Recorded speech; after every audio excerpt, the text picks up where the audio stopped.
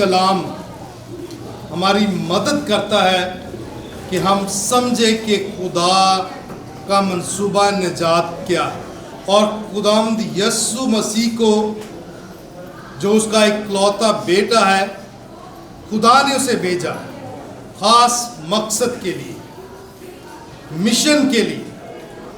اور جیسے باپ نے بیٹے کو بھیجا، بیٹا بھی ویسے ہی اپنے شاگردوں کو بھیجتا ہے۔ شاگردیت میں آنے کے لیے بہت سارے تقاضے ہیں، لیکن اس سے پہلا جو بڑا اہم نقطہ ہوتا ہے یسوع کی شاگردیت میں آنے کے لیے، وہ ہے ایمان۔ پہلے تو یسوع پر ایمان رکھنا، اور ان شاگردوں نے یسوع پر ایمان رکھا، اسے قبول کیا، اس کی تعلیم و تربیت کو حاصل کیا، اور اس کے کہنے پر بڑی تابعداری اور فرما برداری کے ساتھ چلتے رہے۔ اور پھر یسوع نے انہیں مقرر کیا، پہلے 12 کو اور پھر اور 72 کو، کیونکہ وہ سمجھتا ہے کہ اب لوگوں کو اور زیادہ تعلیم و تربیت کی ضرورت ہے، تو اچھا ہے کہ اور شاگرد جو ہیں وہ مقرر کیے جائیں۔ ہر کوئی شخص شاگردیت حاصل نہیں کر سکتا سوائے اس کے جس کا چناؤ خدا نے کیا ہے، جس کا چناؤ خدا نے کیا۔ کوئی عام شخص جو ہے وہ شاگردیت میں نہیں آ سکتا، اور شاگرد کی ذمہ داری کیا ہے کہ وہ اپنے استاد کا کہنا مانے اور اپنے استاد کی مرضی پر چلے، اور اپنے اس استاد کے مشن کو، مقصد کو جو ہے وہ لے کر آگے بڑھے۔ یہی مقصد شاگردیت میں آنے کے پہلے تقاضے یہی ہے کہ اپنے استاد کا وفادار ہونا اور اس کے مشن کو اپنانا۔ اور یہ رسولوں نے ایسا ہی کیا۔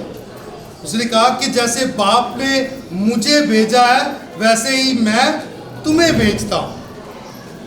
باپ نے اسے بھیجا اس دنیا میں، اور اب اس دنیا میں رہتے ہوئے بیٹا جو ہے وہ رسولوں کی ایمانی تعلیم و تربیت کرتا ہے، اور انہیں یہ شعور بخشتا ہے کہ خدا کی مرضی کیا ہے، اور پھر انہیں جو ہے دو دو کر کے دنیا میں بھیجتا ہے۔ کس کے لیے؟ انجیل کے پرچار کے لیے، خدا کی بادشاہی کو قائم کرنے کے لیے، اور بتانے کے لیے کہ خدا کتنا بھلا ہے، مہربان ہے۔ اس لیے مسیح میں میرے عزیزو، یہ واضح ہو جاتا ہے کہ خدا جو ہے وہ کسی کی طرفداری نہیں کرتا، بلکہ ہمیں پیار کرتا ہے، اور اس کے پیار کا جو جیتا جاگتا ثبوت اس کا خود کا اکلوتا بیٹا ہے جو اس دنیا میں آیا، اور اس نے بھی آگے اپنے شاگردوں کو مقرر کیا تاکہ اس کا جو ہے مشن جاری اور ساری رہے۔ پہلی تلاوت میں بھی یہی بات واضح طور پر کی گئی ہے کہ یروشلم کا کیا کردار ہے۔ یروشلم کو خیال سے جو ہے خدا نے چنا، اور یہاں سے یروشلم میں ہیکل ہے، پاک صندوق ہے، شریعت کی کتابیں ہیں، کیونکہ ہیکل کے اندر یہ ساری چیزیں موجود ہیں، اور یہ جو ہے یہ سب کو روحانی طور پر سیر کرتی ہے۔ اس لیے بڑی تشبیہائی زبان کے ساتھ پہلی تلاوت میں بیان کیا گیا ہے کہ خدا جو ہے اپنے لوگوں کو یہاں سے روحانی طور پر سیر کرتا ہے، روحانی طور پر سیر کرتا ہے۔ جیسے عہد عتیق اور عہد جدید میں، جدید جو ہے بائبل مقدس جو ہے یہ ہمیں سیر کرتی ہے، یہ روحانی خوراک ہے جو ہم حاصل کرتے ہیں۔ اس لیے بار بار کہا جاتا ہے کہ دو دسترخوان سجائے جاتے ہیں، ایک پاک یوکرس کا اور ایک پاک کلام کا۔ پاک کلام سے ہم روحانی طور پر سیر ہوتے ہیں، اور پھر پاک یوکرس میں شامل ہوتے ہیں، اور اس سے یسوع کو حاصل کرتے ہیں۔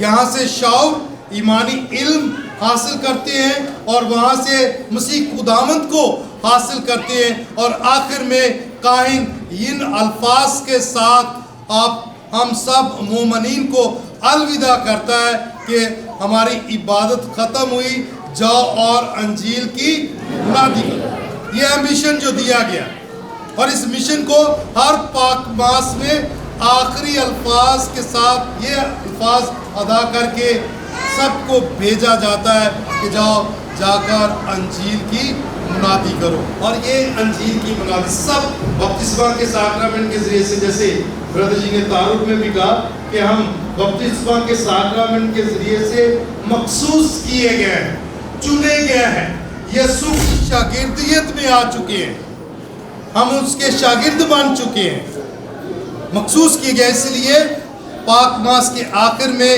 کاہن یہی الفاظ برکت کے بعد ادا کرتے ہوئے کہتا ہے کہ جاؤ اور انجیل کی منادی کرو۔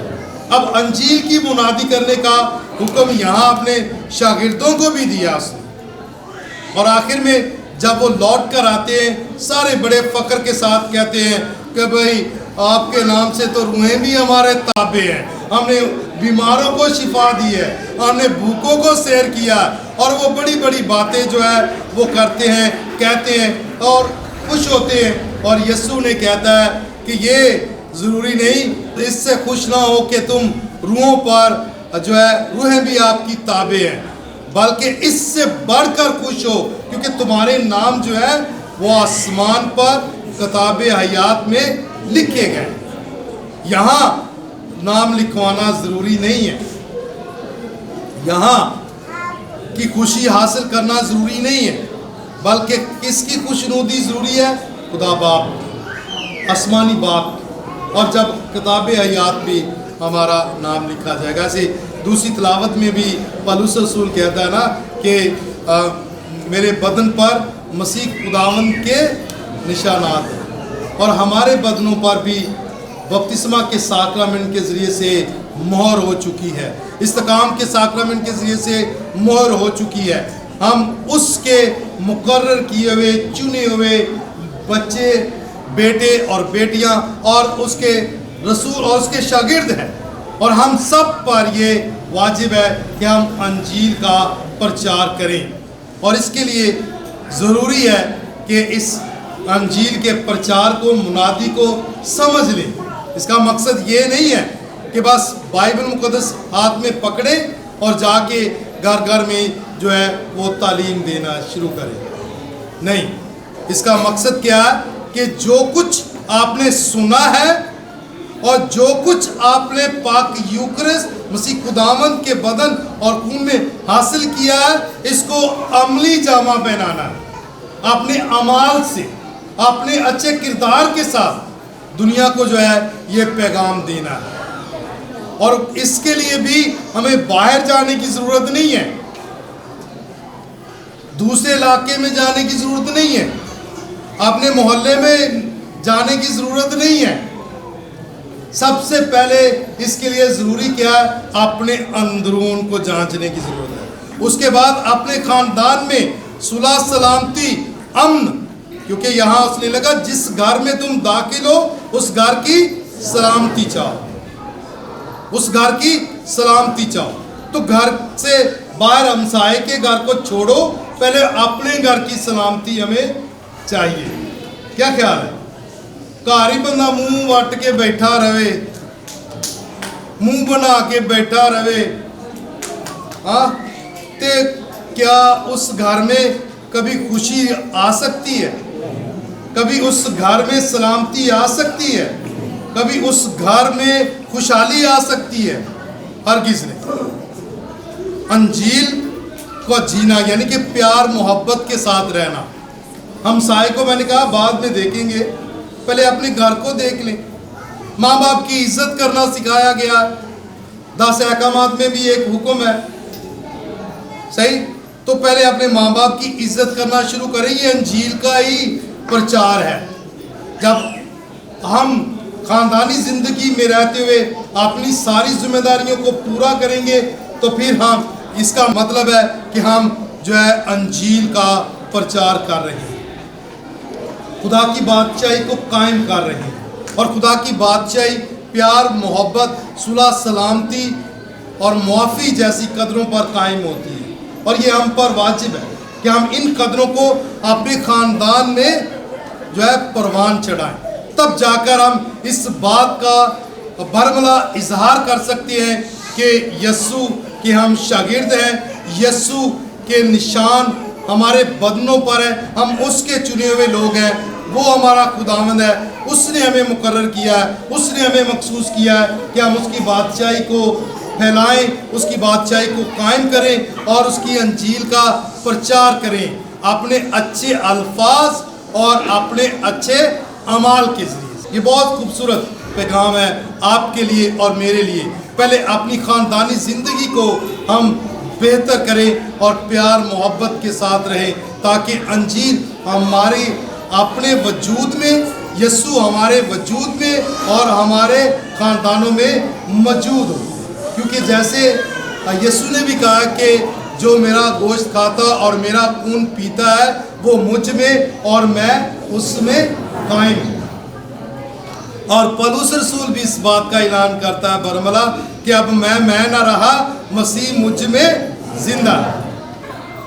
کیا خیال ہے؟ تو جب مسیح ہم میں ہے تو ہم اپنے گھروں میں ناانتفاقی کیسے آنے دے سکتے ہیں؟ اپنے گھر میں ہی کا ہم پریشانی کیسے لائیں گے؟ یہ لڑائی جھگڑے اپنے خاندانوں میں ہم کیسے بڑھائیں گے جب مسیح ہم میں ہے؟ اور مسیح کہتا ہے کہ میں تم میں ہوں اور تم مجھ میں قائم ہو۔ تو جب ہم یسوع میں قائم ہیں تو پھر ہمیں پیار محبت اور صلح سلامتی کے ساتھ جو ہے وہ اپنی خاندانی زندگی کو جینا ہے۔ اور خاندانی زندگی جب ہماری مضبوط ہوگی اور ہماری خاندانی زندگی میں جب انجیل پر عمل کیا جائے گا تو ہم ایک اچھی منفرد اور مستق اور ایمانی کلیسیا قائم کریں گے۔ کلیسیا یعنی کیتھلک کلیسیا۔ آج اس نقطے پر بھی ذرا غور کر لیں کہ یسوع نے 72 اور شاگرد بھیجے۔ اس سے کیا مراد ہے؟ 72 اور بھیجے۔ پہلے 12 اس نے مقرر کیے اور ان کو بھیجا اور پھر 72 اور بھیجے۔ ظاہر ہے واضح ہو جاتا ہے کہ یہ ضرورت ہے، فصل تو بہت ہے لیکن مزدور تھوڑے ہیں اور لوگوں کی ضرورت ہے۔ خدا کا منصوبہ اتنا وسیع اور اتنا بڑا ہے کہ ایک شخص اور ایک پیرش یا ایک ملک جو ہے وہ اس انجیل کو پوری طرح نہیں رہ سکتا، اس لیے یہ عالمگیر ہے کلیسیا کا۔ تو اس کا جتنا بڑا وسیع جو منصوبہ ہے عالمگیر منصوبہ ہے، اور اس لیے لوکا انجیل نویس بھی بیان کرتا ہے، یسوع کو عالمگیر نجات دہندہ کے طور پر پیش کرتا ہے۔ تو کیتھلک کا مطلب بھی کیا ہے؟ عالمگیر، کائناتی، یعنی کہ ایک گلی اور ایک محلے اور ایک پیرش کی کلیسیا نہیں بلکہ عالمگیر کلیسیا۔ جو پاک ماس اب ہم یہاں منا رہے ہیں، یہی امریکہ میں اور اٹلی میں، یہاں تک کہ پوپ فرانسس بھی وہی پاک ماس ادا کر رہا ہے اپنے لوگوں کے ساتھ۔ وہی کلام جو آپ اور میں پڑھ رہے ہیں، سن رہے ہیں، یہی کلام جو یہی تلاوتیں وہ بھی پڑھ رہے۔ یہ ہے عالمگیر، یعنی کہ ہم دنیا کے کسی حصے میں بھی چلے جائیں، کسی بھی، تو وہاں آپ کو پاک ماس ایسے ہی ملے گی جیسے ہم ابھی ادا کر رہے ہیں، جیسے آپ ہم منا رہے ہیں۔ یہ ہے عالمگیر، ہم ایک ہیں، متحد ہے۔ تو کیا کہتے ہیں ہم اپنے چرچ کو؟ Catholic church. شاباش، کیا کہتے ہیں؟ آواز نہیں آئی۔ کیتھلک چرچ کہتے ہیں نا، کسی کا نام لے کے تو نہیں کہتے، ہاں کسی کا نام لے کے تو نہیں کہتے۔ کس کا نام لیتے ہیں؟ Catholic church. اور یہ چرچ کس نے مقرر کیا ہے؟ کس نے قائم کیا ہے؟ خداوند یسوع مسیح نے۔ کس پر قائم کیا؟ پترس پر، کیفا پر۔ جب اس نے کہا کہ تو چٹان ہے، کیفا ہے، اس کیفا پر میں اپنی کلیسیا قائم کروں گا، اور پہلا پوپ اس نے مقرر کیا خداوند یسوع مسیح نے۔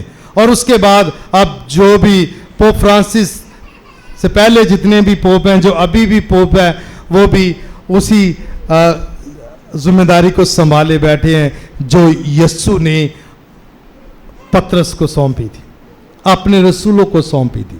وہی ذمہ داری جو ہے، جو ذمہ داری، جو مشن اس نے پطرس کو، رسولوں کو اور 72 شاگردوں کو دیا، وہی مشن جو ہے ہم کاہنوں تک، مناد صاحبان تک اور سسٹر صاحبات اور یہاں تک کہ آپ مومنین تک بھی پہنچا ہے.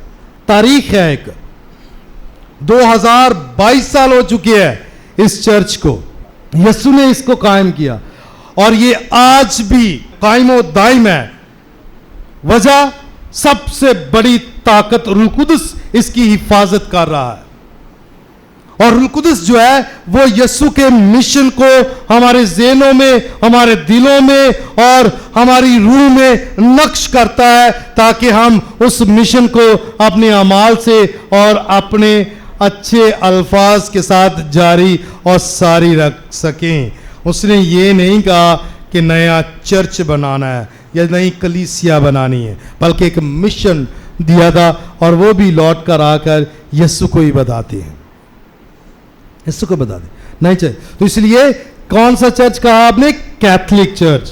کبھی یہ نہیں کہا کہ جس فادر نے بنایا ہے یا اس کے نام دے دو بھائی. ہاں کبھی نہیں سر. کیا خیال ہے؟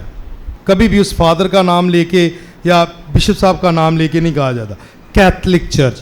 اور ہمیشہ ہمارے چرچز کے نام بھی جو ہیں وہ مقدسین پر رکھے جاتے ہیں. جیسے یہ ہمارا سینٹ میریز مقدسہ مریم کا گرجا گھر کہلاتا ہے، ایسے ہی ہے نا سینٹ میریز چرچ. یہ جیسے ابھی ہم نے نیا چرچ جو ایل ڈی اے کوارٹرز میں بنایا ہے اس کا بھی نام جو ہے سینٹ دمیانو کیتھولک چرچ رکھا گیا ہے. بشپ کا نام نہیں رکھا گیا، بس سینٹ کا نام رکھا گیا کیونکہ یہ کیتھولک ہے.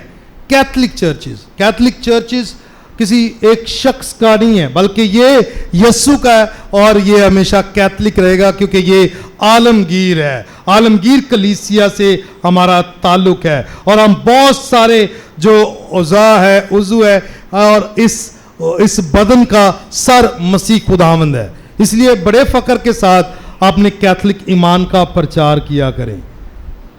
ڈرنے کی ضرورت نہیں، گھبرانے کی ضرورت نہیں ہے. یہ یسوع نے مقرر کیا ہے اور ہر دفعہ ہمیں یہی سکھا کے بھیجا جاتا ہے کہ جاؤ اور انجیل کی منادی کرو. یا کبھی کبھی یہ بھی کہا جاتا ہے جاؤ اور سلامتی سے رہو. یہ سارے پیغامات جو ہیں دیے جاتے ہیں، لیکن خاص طور پر یہ پیغام جاؤ اور انجیل کی منادی کرو. مسیح میرے عزیزو، انجیل کی منادی کی گھر سے اس کا آغاز ہونا چاہیے. یہ اشد ضرورت ہے، ٹھیک ہے، اشد ضرورت ہے. اور ہماری خاندانی زندگی بہت سارے پرابلمز کا سامنا کر رہی ہے. صحیح ہے، پتہ نہیں مجھے یہ کہنا چاہیے کہ نہیں، لیکن آن ایئر ہے، یہ سچ بھی ہے کہ آج کل گھر گھر میں گرجا گھر بنتے جا رہے ہیں. ٹھیک ہے، اور یہاں تک کہ ایک اس گرجا گھر میں جا رہا ہے بیٹا اور بیٹی اور باپ کسی اور گرجا گھر میں اور ماں کسی اور گرجا گھر میں.